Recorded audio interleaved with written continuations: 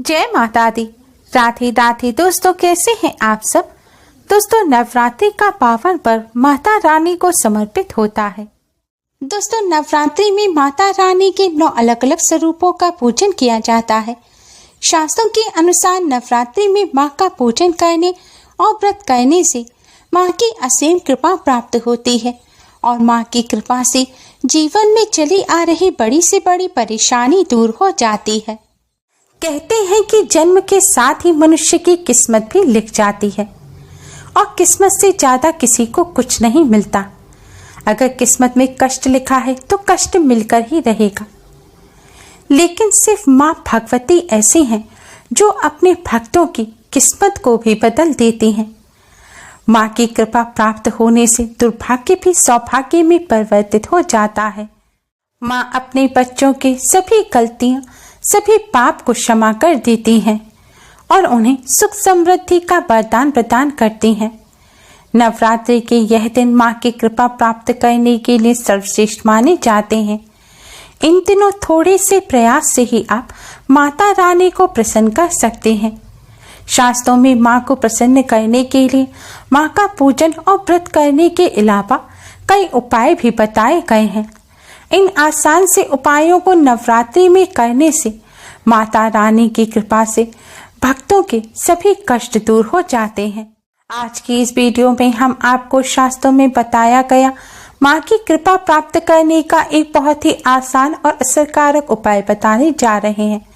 इस उपाय को करने से माता रानी की कृपा से जीवन में चली आ रही बड़ी से बड़ी परेशानी दूर हो जाती है। घर में सुख शांति और समृद्धि का वास होता है।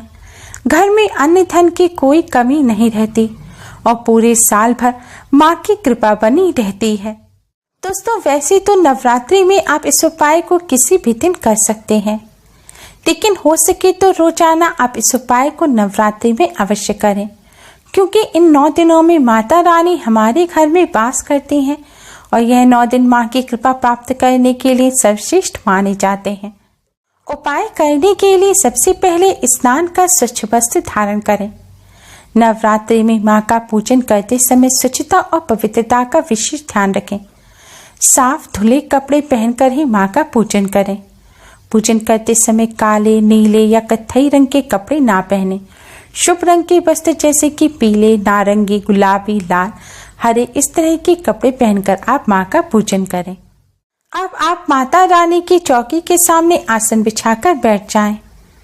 आपने कलश की स्थापना की है तो कलश में स्थापित भगवान श्री गणेश, नवदुर्गा माँ और समस्त देवी देवताओं को प्रणाम करें।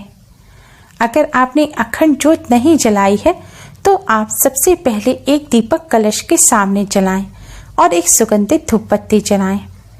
आप कलश पर कुमकुम से तिलक करें और किसी फल मिष्ठान का आप कलश में स्थापित सभी देवी देवताओं को भोग लगाएं।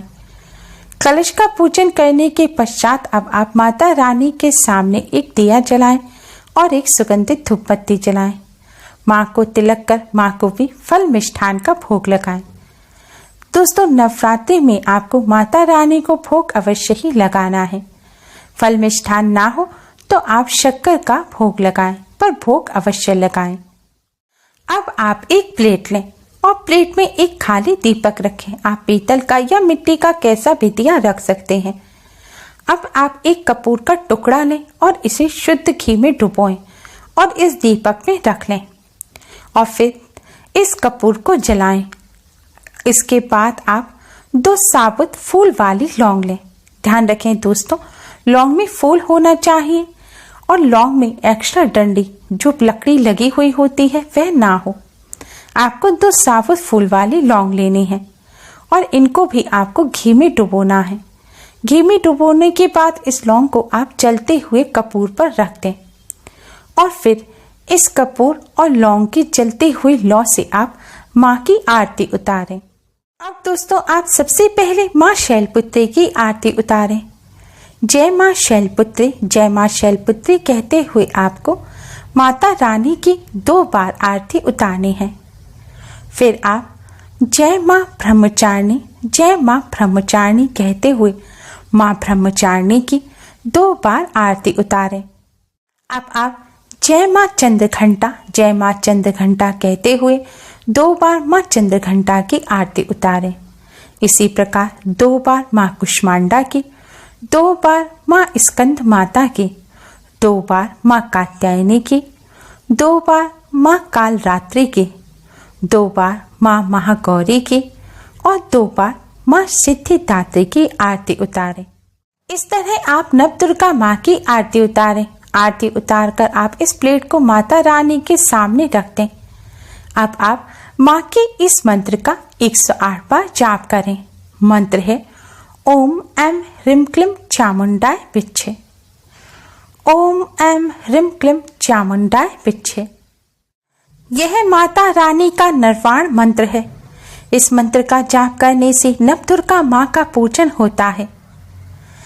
दोस्तों, इस मंत्र का जाप कर आप माता रानी को प्रणाम करें और आपके जीवन में जितने भी कष्ट, जो भी समस्या परेशानी चल रही है, वह सब माँ के सामने रखें और माँ से सभी कष्टों को दूर करने की प्रार्थना करें।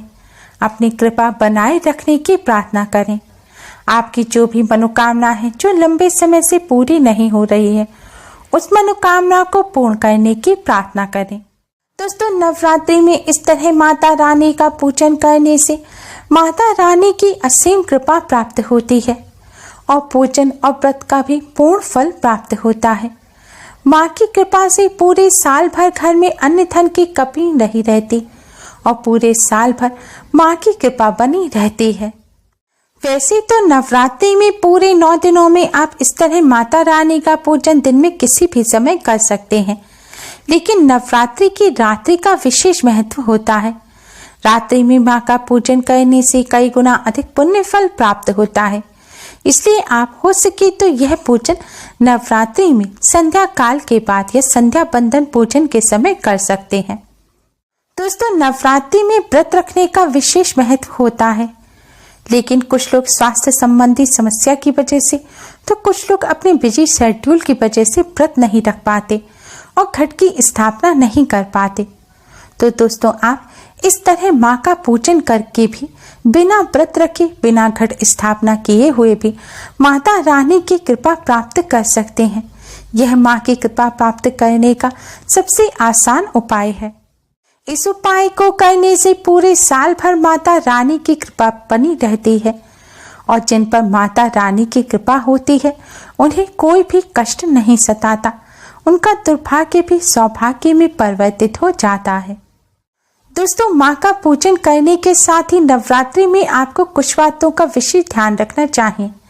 नवरात्रि में खान पान का विशेष तौर पर ध्यान रखें। आप माँ के भक्त हैं और आपने घट स्थापना नहीं की है या व्रत भी नहीं रखा है, तब भी आपको नवरात्रि के दौरान शराब और मांसाहार से विशेष तौर पर दूर रहना चाहिए। आपको नवरात्रि के दौरान अंडे का या प्याज लहसुन का भी सेवन नहीं करना चाहिए। इसके साथ ही आपको अपने मन पर भी संयम रखना चाहिए। नवरात्रि के दौरान भूल कर भी किसी से लड़ाई झगड़ा ना करें, क्रोध ना करें, गाली गलौज ना करें, किसी को अपशब्द ना बोलें, कोई ऐसी बात ना कहें जिससे किसी का दिल दुखे। नवरात्रि में रोजाना माँ के मंदिर जाकर या फिर अपने घर में ही मंदिर के सामने बैठकर घंटों पूजन करना जरूरी नहीं है। माता रानी के लिए सबसे जरूरी होता है अपने बच्चों का मन। आप अपने मन को नवरात्रि के दौरान निर्मल रखें। आप अपने मन से माँ का स्मरण करते रहें।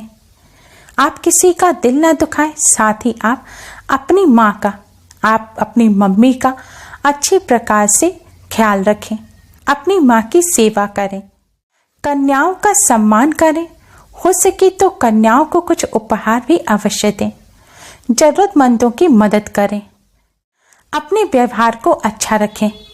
नवरात्रि व्रत केवल अन्न छोड़ना ही नहीं है। आप व्रत ना रख सकें तो भी आप इस नवरात्रि में अपनी कुछ गलत आदतों को माँ के चरणों में समर्पित कर उन्हें छोड़ने का प्रण लें। यही माँ की सच्ची भक्ति है। ऐसे भक्तों पर ही माँ की कृपा सदैव बनी रहती है। इसलिए आप अपनी बुराइयों को अपने से दूर करें और माँ की शरण में जाएं। अगर आप नवरात्रि के दौरान इस तरह अपने व्यवहार को संयमित रखेंगे, अपने आचरण को सुधारेंगे, गलत आदतों को खुद से दूर करेंगे, तो आप पर माँ की कृपा सदैव बनी रहेगी। उम्मीद है आपको हमारी ये वीडियो पसंद आई होगी। Please like, share and subscribe. Thanks for watching. Radhe Radhe.